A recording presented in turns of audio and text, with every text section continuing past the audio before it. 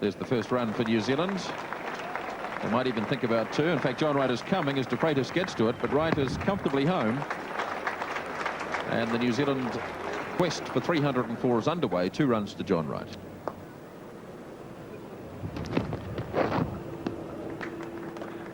A lot of movement there from Philip De Freitas.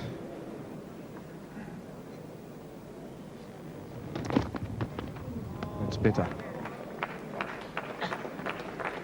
Very, very difficult for John Wright.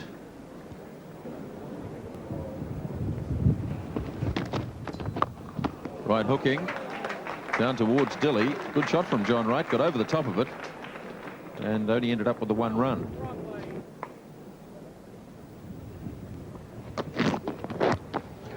Oh, that's another nasty one. Wright did very well to keep that one down.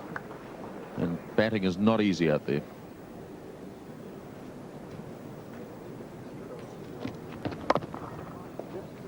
Nicely guided down by Trevor Franklin off the full face. And he'll get a couple of runs to get him underway. And I'm sure he'll feel a lot better for that. Certainly heavy cloud overhead once again. There may be some problems with the light as play progresses. What a good ball by De Freitas, leaving John Wright off the wicket. Good shot by Franklin. On the front foot, pushing the ball down through mid-on. And Trevor Franklin comes back for a couple of runs.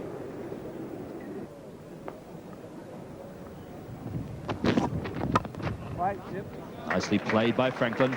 Got it past Capel in the gully. Very controlled shot. He got well over the top of the ball. May have opened the face just a little and ran it down backward of point for 2 more runs. And now the umpires meet again to discuss the light. And it looks like they may be leaving the field. Yes, in fact they are. They're lifting the bails, the umpires, and play is stopping because of light here at Lancaster Park. The job for New Zealand now will be one of survival with that loss of 50 minutes play or 13 overs. The task for New Zealand of scoring 304 runs is well beyond them now. Any slight possibility the New Zealand batsmen had of reaching that target has been well and truly thwarted by the bad light. Bad ball to start with, and John Wright's put it away for 4.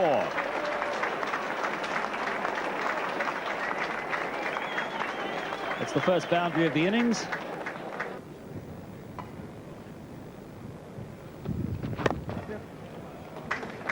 Nicely turned up his pads by Trevor Franklin.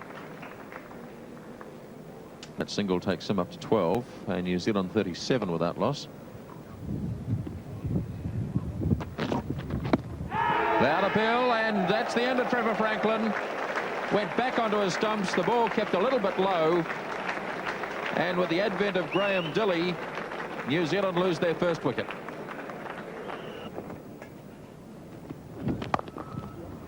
Nice stroke from John Wright. Capel has the chase. The outfield is slow. The batsman may consider 3. They will. Jones is on his way. It's his call, and he makes it comfortably.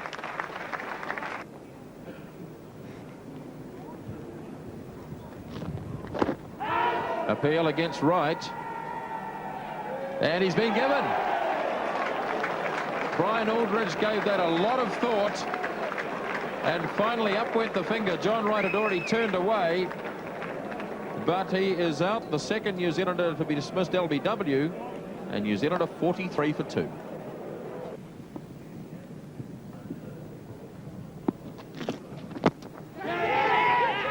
De Freitas takes the catch out of short cover. Now the England team appeal, and Brian Aldridge says not out. The catch was taken. The ball jamming into the toe of Martin Crowe. It flew a long way out to cover. The English players obviously thought there was bat there as well. Yes, well this one, as you say, really jamming in. It really flew, ballooned up in the air. And the ball was certainly taken, but umpire Brian Aldridge ruled it didn't hit the bat.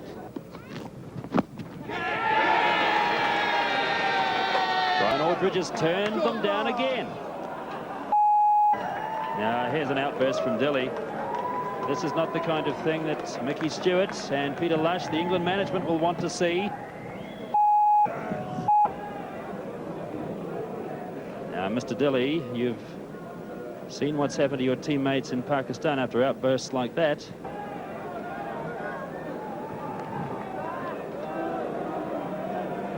But here's the view down the wicket. The ball under the pad. And just ballooning away to Moxham.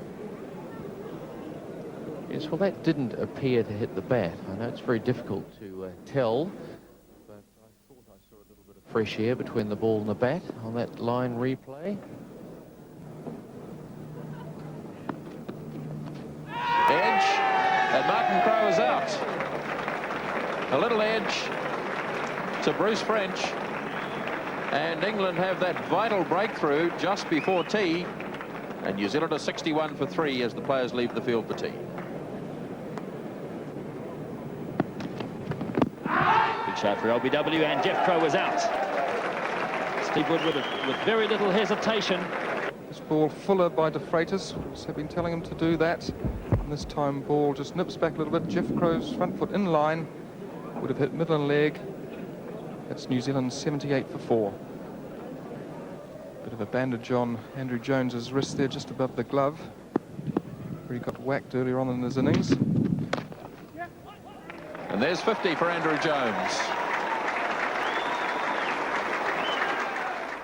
So this is how the day finished, 130 for 4, 77 overs bowled. They pulled out 5 overs short just on 6 o'clock this evening. Andrew Jones, 54 not out, his second test half century. John Bracewell with him in a partnership which took the score from 78 through to 130. So they added 52. Things were rather dicey. Graham Dilley, 2 for 32, and he gave his vocal cords a good workout as well when he had 1 or 2 LBWs turned down.